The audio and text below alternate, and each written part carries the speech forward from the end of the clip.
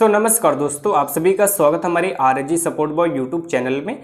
Friends, आज के इस वीडियो में आपको बताने वाला हूं कि अगर आप व्हाट्सएप पर अपना स्टेटस अपलोड कर रहे हो लेकिन वो अपलोड नहीं हो रहा है तो आप अपनी इस प्रॉब्लम को कैसे सॉल्व कर सकते हो, वो आज के इस वीडियो में बताने वाला हूं।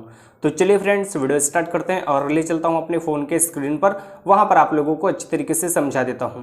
फ्रेंड्स, वीडियो स्टार्ट करने से पहले आपसे रिक्वेस्ट, अगर आपने अभी तक हमारा चैनल नहीं सब्सक्राइब किया तो प्लीज़ सब्सक्राइब करके बेल आइकन को ऑल पे सिलेक्ट कर लेना और वीडियो को लाइक करना मत भूलना।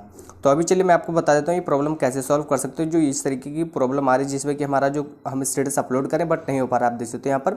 तो अब इसको सॉल्व करने के लिए आपको क्या करना है, सबसे पहले तो प्ले स्टोर ओपन करना है और यहाँ पर आपको देखना है व्हाट्सएप सर्च करके। ठीक है, यहाँ पर हम व्हाट्सएप सर्च कर लेते हैं।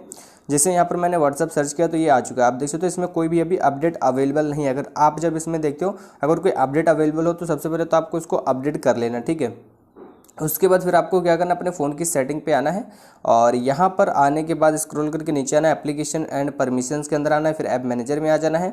जैसे ही आप ऐप मैनेजर में आते हो उसके बाद यहाँ पर थोड़ी देर लोडिंग चलेगी, आपको थोड़ा वेट करना होगा, आपके फ़ोन के जितने भी ऐप्स होंगे वो आ जाएंगे। ठीक है, फिर आपको स्क्रॉल करके नीचे आना है, फिर आपको यहाँ पर व्हाट्सएप के ऊपर क्लिक कर देना है। जैसे आप व्हाट्सएप के ऊपर क्लिक करते हो उसके बाद ये कुछ इस तरीके से नेक्स्ट पे जाएगा।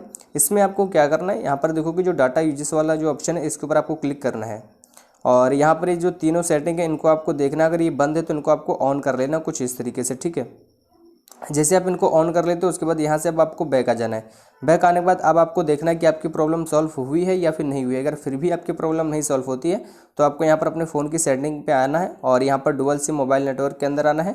यहाँ पर आने के बाद जो डाटा नेटवर्क है इसको आपको ऑन कर लेना है। ठीक है, उसके बाद जिससे भी आपने डाटा ऑन किया उसके बाद यहाँ पर आपको उसी सिम के अंदर आ जाना है। ठीक है, मतलब जैसे आप यूज़ कर रहे हो डाटा 2 से या फिर 1 सिम से, तो आपने जिससे भी डाटा यहाँ पे सिलेक्ट किया है यूज़ करने के लिए सिम, उसी सिम के अंदर आपको आना है और यहाँ पर आकर के कुछ सेटिंग आपको कुछ इस तरीके से करना है। जैसे आप देख सकते हो नेटवर्क मोड को 2G पहले कर लेना है, फिर इसको 4G सिलेक्ट कर देना है। ठीक है, वाईफाई कॉलिंग ऑन रखना है, डाटा रोमिंग ऑन रखना है और जो वोल्ट HD कॉल है इसको भी आपको ऑन रखना है। ठीक है, कैरियर में आपका जो भी सिम होगा वो आपको सिलेक्ट कर लेना है।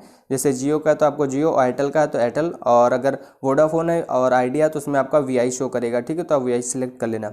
एक्सेस पॉइंट नेम के अंदर हम आएंगे और यहाँ पर रीसेट टू डिफॉल्ट के ऊपर हम क्लिक कर देते हैं। ठीक है, उसके बाद अब आपकी जो प्रॉब्लम है वो सॉल्व हो जानी चाहिए। तो अभी आप देख सकते हो हमारी प्रॉब्लम सॉल्व हो चुकी है और हमारा जो स्टेटस है ये अपलोड हो चुका है, आप यहाँ पे देख सकते हो। तो इस तरीके से आप अपनी ये प्रॉब्लम सॉल्व कर सकते हो बहुत ही आसान तरीके से। सो फ्रेंड्स, आज की इस वीडियो में इतना ही। आई होप आपको ये वीडियो अच्छा लगा होगा। आपको वीडियो कैसा लगा है प्लीज़ कमेंट करके ज़रूर बताना।